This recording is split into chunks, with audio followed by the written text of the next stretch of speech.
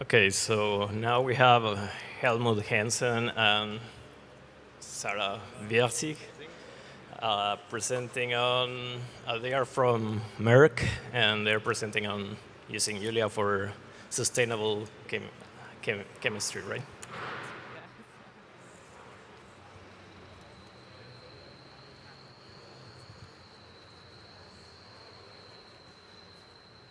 So let's check whether we can. You can check me here.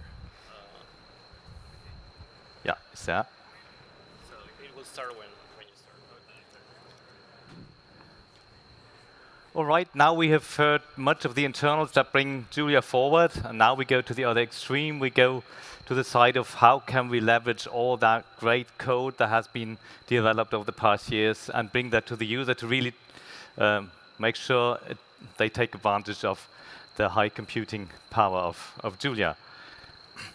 So I'm Helmut Hänsel. I'm from the Merck company, where headquarters based in Darmstadt. It's the other Merck. There's another Merck based in the US.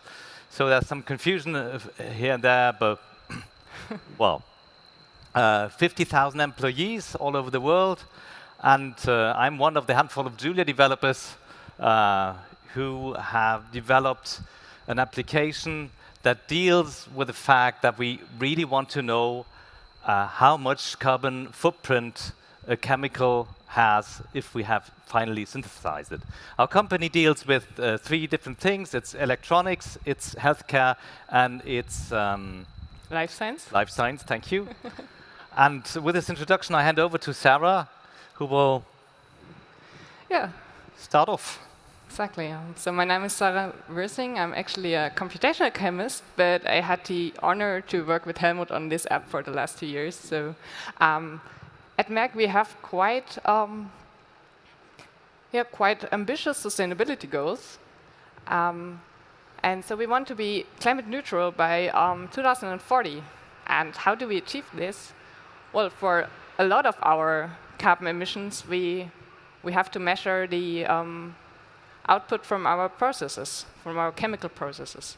And to do that, we have to measure and then improve, right? And one of the tricky things is that, especially the pharma market, but also like the electronics semiconductor market is highly regulated. So if we want to improve things, we have to do that really early in process development. And therefore, our target group is a typical R&D chemist. And what does the R&D chemist do? He or she does route scouting and selection, and they do it really well. And therefore, it's also a really good point to improve and make our processes greener. But also, they are not sustainability experts. And also, they shouldn't need to be, because they are experts in a lot of things. And they do not have a lot of spare time. So what we need is an app which is really intuitive, really easy to use, and has all the approximations, all the regulations which we need for sustainability already implemented, so that they just need to click a button, basically. So when starting this, we were thinking, how can we make it easy to use for them, but also easy to implement for us? And so Helmut decided basically on, we're going to do it in Julia. It's going to run super easy. It's going to be super easy for us to implement. And we're going to use the GenieFramework with all the stipple components that we have. And then what we really wanted to have is automated calculation. So live connection to the lab notebook. This is like the only place that the lab chemist puts their information, puts their data. And then we're just going to read from there. We're not going to have like copy-pasting, manual entries, and all the errors that come with it. And then also, we have to have everything implemented in a way that scientists don't have to be sustainability experts and get their footprints within seconds. What made this even trickier, but also probably more interesting, is that chemical synthesis, like a process, is not just one step. You cook something, you're ready, because that would be really easy. But like, if you want to have like an OLED material or pharmaceutical API, you have like 10 or 15 steps, something like this, and you have branched synthesis, and we all have to connect them, and then calculate like resource efficiencies, like all these KPIs that we put there for the whole tree, evaluate waste treatment, recycling potential, and then produce a carbon footprint estimation in the end. Yeah, just a little self-advertisement. We were awarded the German Excellence Prize for this, so it works by now. We're still developing, but most of it works. And we're in the process with TÜV review, because most of these like carbon emission measurements, they are not they are not generalized that well. So companies cannot really compare their outputs that well, and we are hoping to like have a common base on which we can talk. So with that, I just want to show you the app before Helmut goes back to the actual technical stuff a lot. This is what GreenSpeed looks like for the scientist. Oh. No. And the only thing that they have to do is like enter the experiment IDs. Each experiment ID is a key that links to one entry in the experiment database, basically one part of the experiment. And they just put the IDs in any order, and then we pull all the data, and the algorithm connects the single steps and calculates everything we want to know. So they just click load, and then it's done. The main KPI, or basically the first thing that the chemist looks at is probably this picture, and it shows them that we actually did a good job and put everything in the right order. And then we calculate the PMI, which is like the main KPI that we have is resource consumption. So how many kilogram of resources were used per kilogram of product. Then we have a little more granularity, complex materials, solvent intensity, water intensity, but they all contribute to the PMI. And from these, we can approximate carbon emissions from our materials, from waste treatment, and then the whole carbon footprint. We also have some nice Sankey diagrams, which can be used in a couple of ways, but I really like this one, where we can see that we have like 60% of solvent, 30% of water, and then just a couple of specialty chemicals. And it's really useful, for example, to reduce solvent consumption and also recycle those. And then, of course, we also have all the tabular data, all the information on the single steps. Chemists can download this and then do further analysis or just store it somewhere. So this is basically the main assessment of the process. But for the interested user, we also have like a tree with all the information, and then which is probably even more important than just assessing the carbon footprint, we also want to improve it. And for this, we implemented this similarity search, which searches the whole database for similar reactions. So that means in this case, for the same reactants, the same products, but it might have different process parameter, different solvents, and all of this like influences the PMI and our resource consumption. We want, of course, to have a low PMI, but also we want to have a high yield. So in this case, we don't really have other experiments to learn from, but it's also due because I cannot show you that many data points. I'm sorry for that. But mostly, we can have like hundreds of points in this diagram, and then we can really look what others did before us and learn from them. In this tree, we have way more information, and one of those is the roles of all the reactants. These are like automatically assigned, but depending on the data quality, it might not be the perfect role. So the user here has the chance to just select the right role from the drop-up menu, and then just, yeah, sorry, I just have to pause for a second, otherwise it runs. It just updates everything. Another thing we can do is, and you might have seen that, but just want to show you again, select what we're going to do with the solvents. So per default, we assume that it's going to be burned, because that still happens a lot of the time. But we can also say,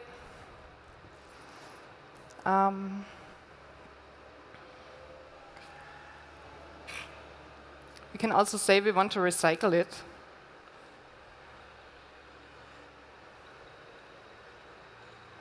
Yes.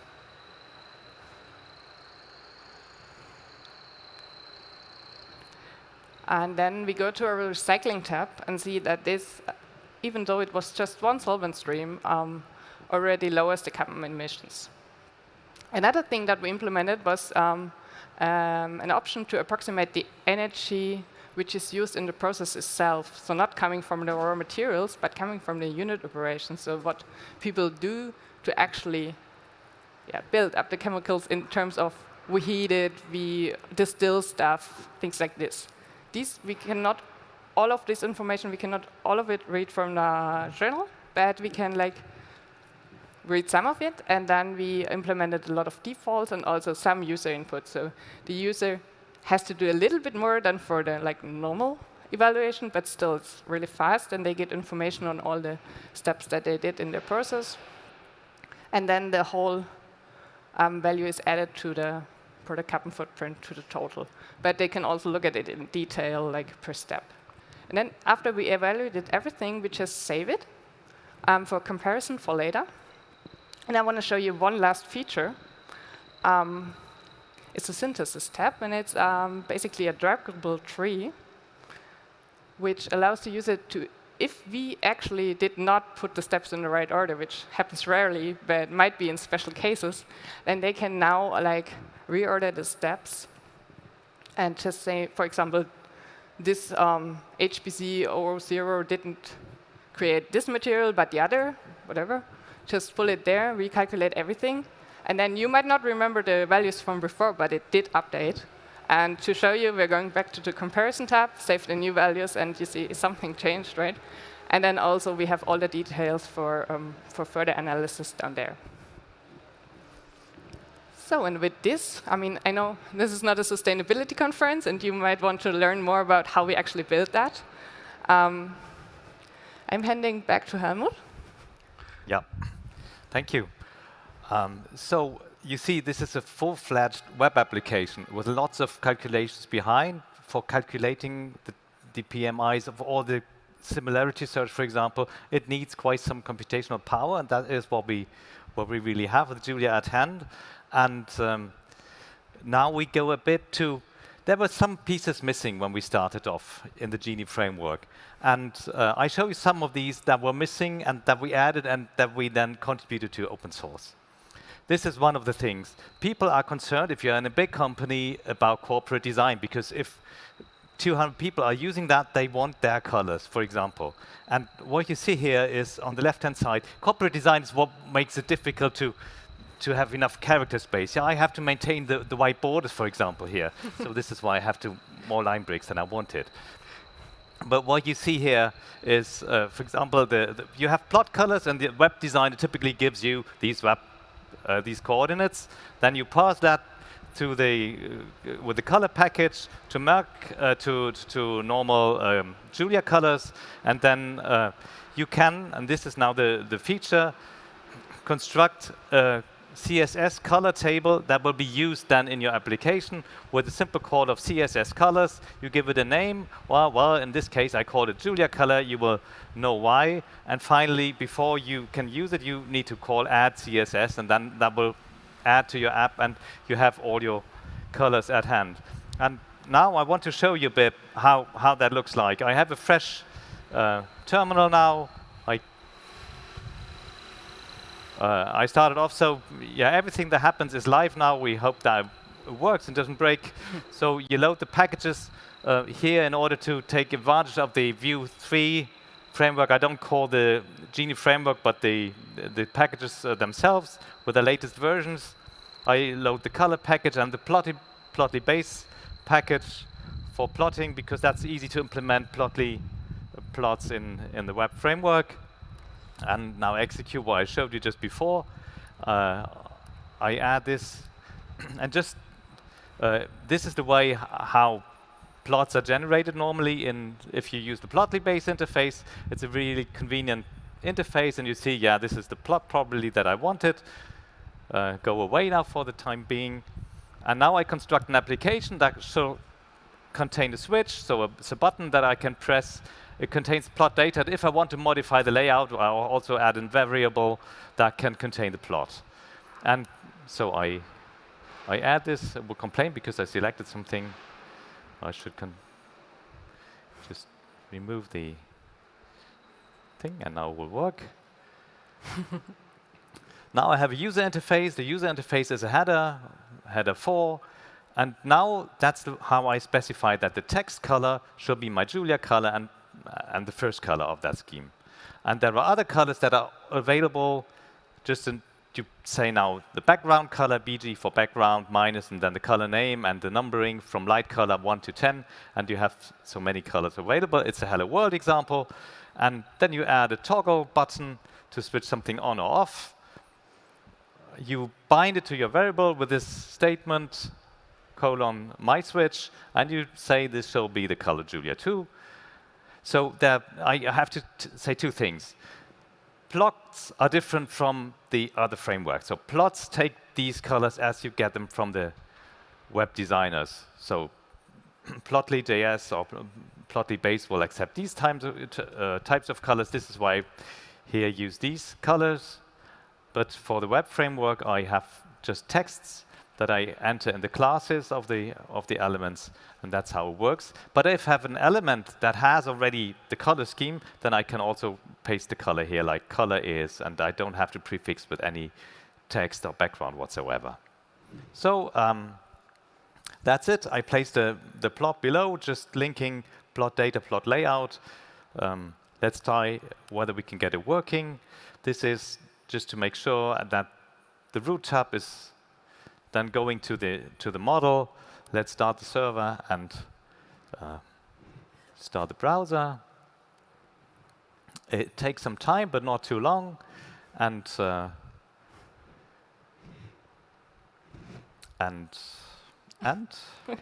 build with Genie. Yeah, here we go. It's the Hello World. It has a Julia blue color. It has a toggle, which is Julia green, and it has the plot as we wanted it. So here we go. We have all the colors that we wanted. It's just 4 lines. So this is now available with GenieFramework, and we can push it even further if we want. We can add 2 more toggle buttons which connect to the same switch. You will see what that gives. And we even attach an action here on change my switch. So if I press it, if it is true, I add another data which is constructed of element-wise multiplication of the 2 y components of the 2 data we had. Otherwise, we go back to the original data. So let's call that, go back to my tab, and now it's quick. So now we have 3 switches here, and if we switch it on, yeah, you have the 3 Julia colors, and you have the 3rd multiplied line here.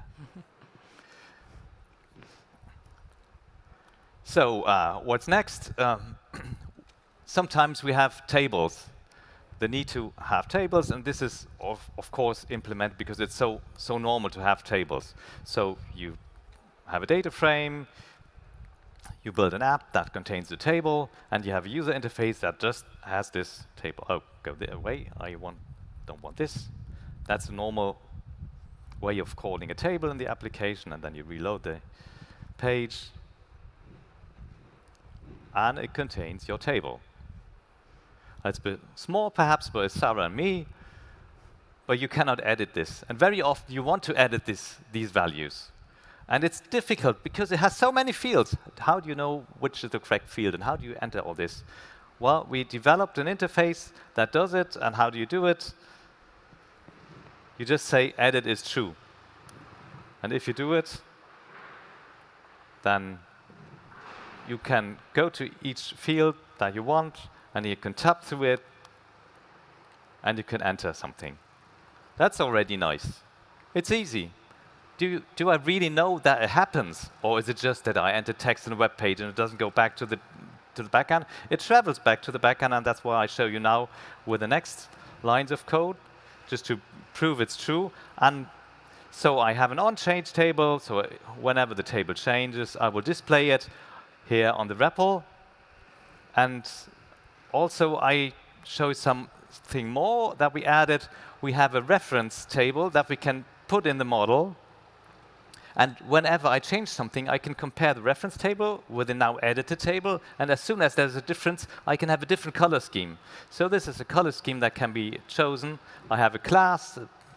It's just defined as I showed you before. It's a text and a background. Could be blue. And I only want to now change the email column. And I have the possibility of also editing the age column. And the other column will not be editable because I don't have a general edit is true, but just edit per column. And if I do this, it looks a bit different, but it makes the table highly attractive and easy to understand. This cannot be edited, but here it can. And as soon as I change something, you see that the color changes. And here, this red forces you to enter something. Something's missing, so as soon as I enter something, I think girls are never older than 19, are they? Yeah, so you enter this, and as soon as you go back to your REPL, let me show it here, then you see actually that also the information traveled back. And yeah, let me do it once again, because then the REPL is larger, and you see that the table is correctly transmitted to the backend. So there's nothing you have to do. Synchronization between the variables of the model and any action that you attach to it is just out of the box. You just tell it whether you want it to travel back with this in or with this out, then it only goes out to the client where it will not come back.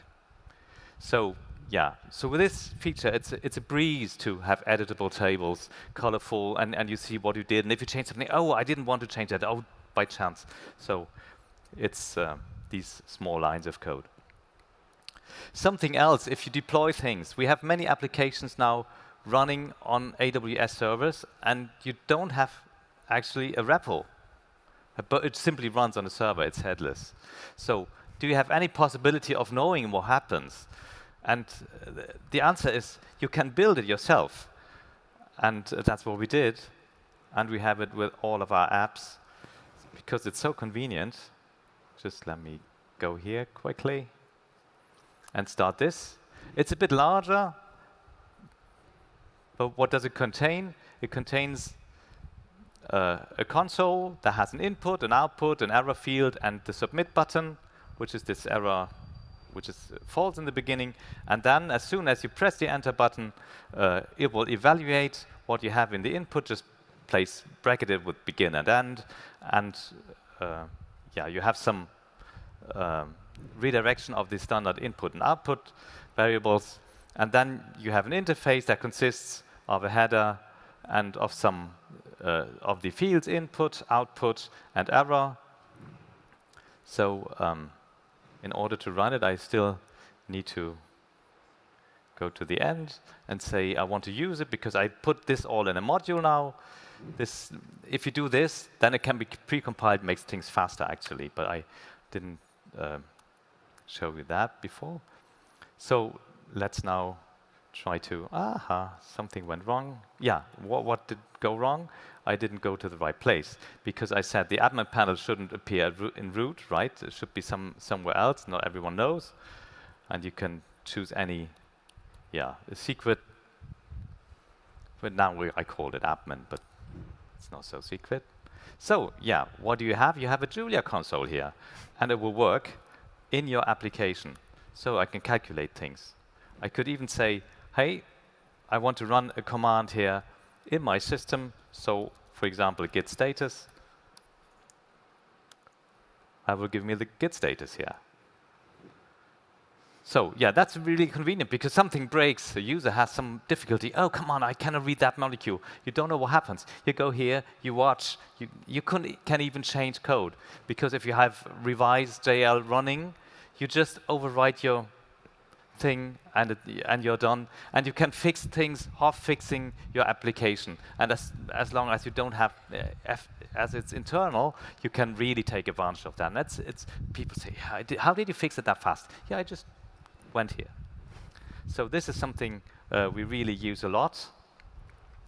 And this is just the lines of code. I think it's somewhere already posted in GitHub, but I will put it somewhere that you can copy-paste this also after the conference.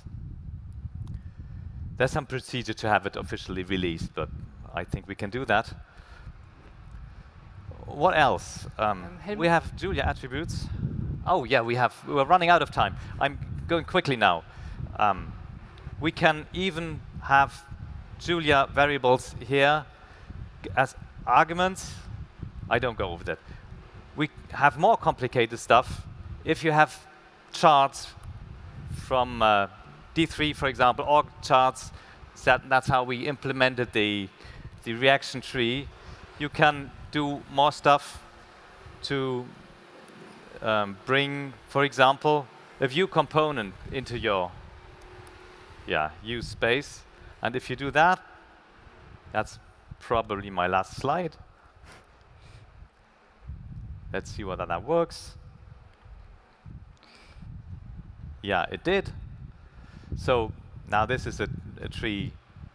And this is just a library that I copied. It's a JavaScript library that was not, of course you have to know some JavaScript if you want to bring it in, but you can do your job and use it in the GenieFramework. So I think it's quite flexible. And with this I stop, and I hope you loved it.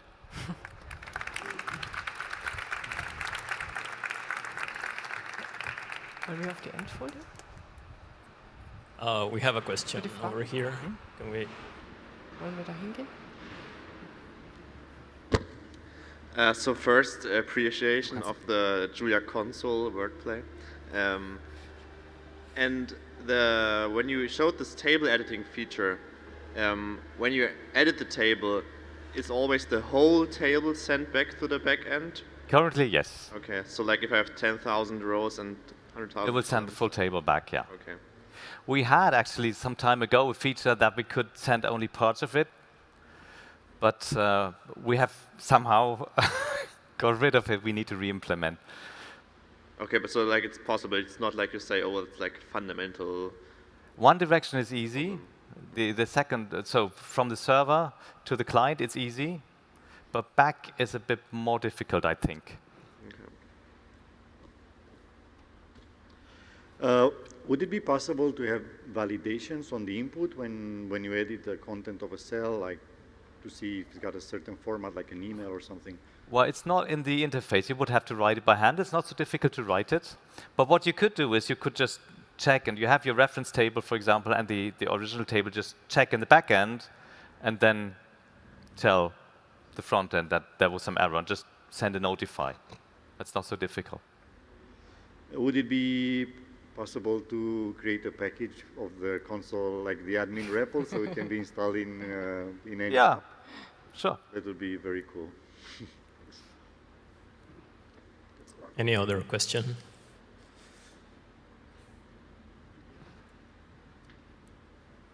So for the tables, could you do it so in a way that you can have like the table to be dynamic in size, so you can have entries, for instance? Sorry? In the tables, would you be able to do something like a dynamic table where you add rows? If you Yeah, sure. do you have that already, or? I think that's intrinsically already in. If you change your data, the table will update. Yeah, that's on the. If you modify the data frame by hand, right? But in the interface. You're saying from the interface. Yeah, and we were thinking of something like this. Like, oh. We didn't implement it. We didn't implement it. That's easy also. Yeah. Yeah. Okay. Anyone else? If not, let's thank our speakers again. Yeah, thanks.